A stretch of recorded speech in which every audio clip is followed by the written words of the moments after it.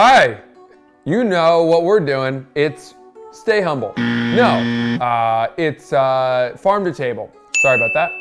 I'm performing on Stay Humble at the Stand tonight. That's my monthly show with Ashley Hesseltine. Shout out, Girls Gotta Eat. And this is a great show to try new material on. I have 2 new jokes tonight, but the one we're gonna focus on for the show is about me locking myself out of my apartment and having to call a locksmith. It's a very emasculating story. Hopefully it's the sort of story that will lead to multiple discoveries along the way. This is the first time that I'll ever be telling it out loud. And it's gonna focus around how tough it is as a man to have to call another man to let you into your own home. I'm looking forward to telling this joke. I look forward to telling all new jokes. New jokes are super fun, especially when they go well.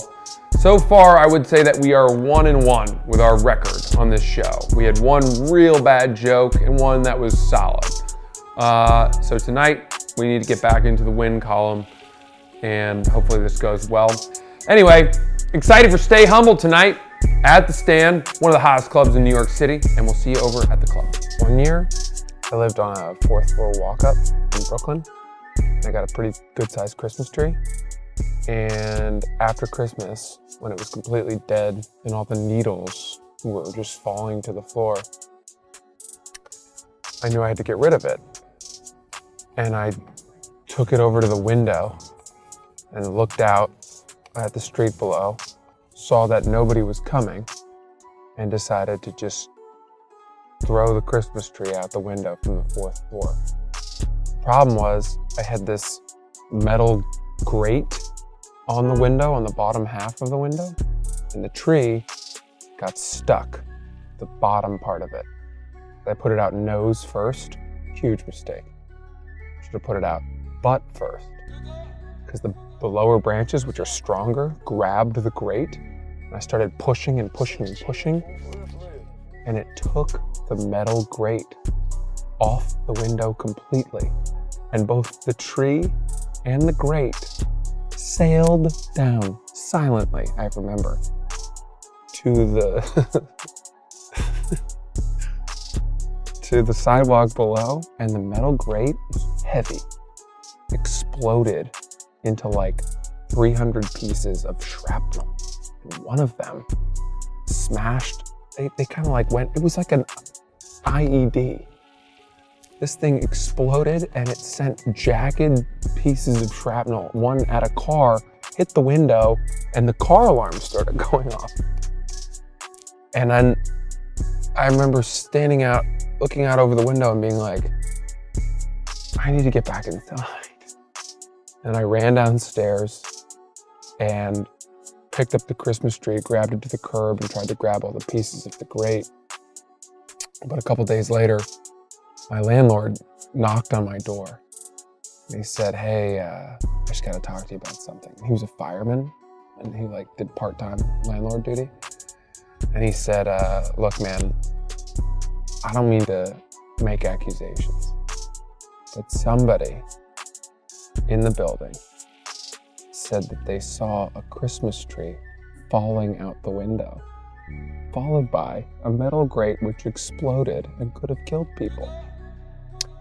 I looked at your window and noticed there's no more metal grate. So, just saying, don't be an idiot. And he let me go.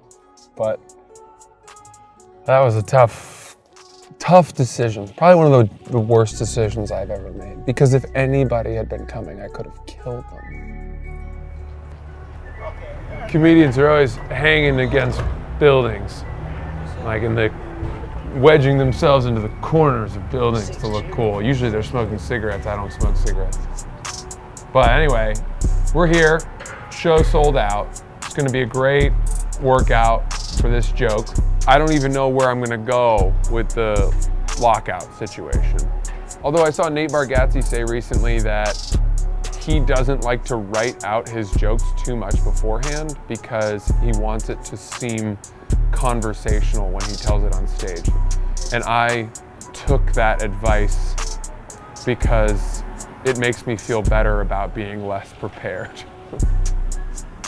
I use it as some kind of justification for not preparing the way I should.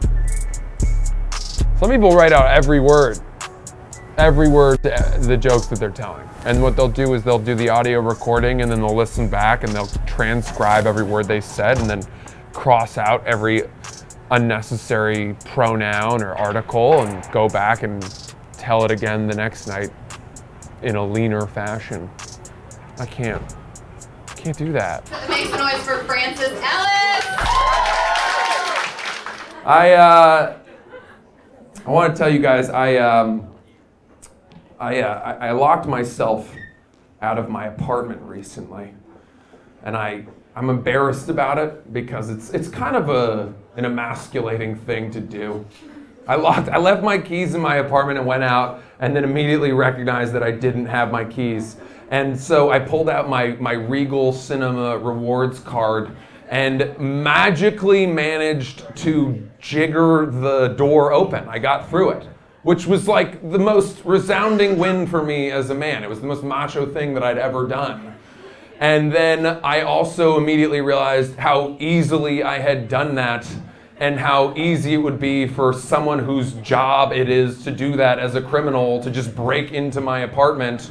So I hired a locksmith for $400 to change the locks. He came, did that, and 2 days later, I locked myself out again. And there is nothing more emasculating than having to call the locksmith who just came to change your locks to come break into your apartment again, and he did it by taking a credit card out of his wallet and doing exactly what I had done. This guy, I don't know, much more of a man than I am. Okay, so clearly from the joke, this is an example of something sounding great in your head and nobody else hearing it that way. There's so many words that I said in this joke. All this confusing roundabout bullshit about the story. I mean, you've got to have laughs along the way. And I don't really know what I expected to happen, but clearly it didn't. This was just a blue balls joke that left the audience wondering why I had given it to them. As they sat there being like, where's the punchline? There's no punchline. So, you know, maybe there was something kind of funny about the fact that I locked myself out again 2 days after the locksmith came, but that's not enough to bring a joke home. And I was relying on this emasculating lack of male thing. Nobody cares. Nobody's buying it.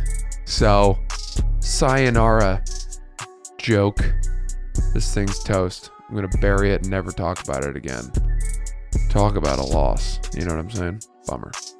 Anyway, that is farm to table. That's a loss on this joke. I'd give the joke a D and tell it to maybe take a semester off and find itself. Meanwhile, I'm going to write some more jokes. See you next time.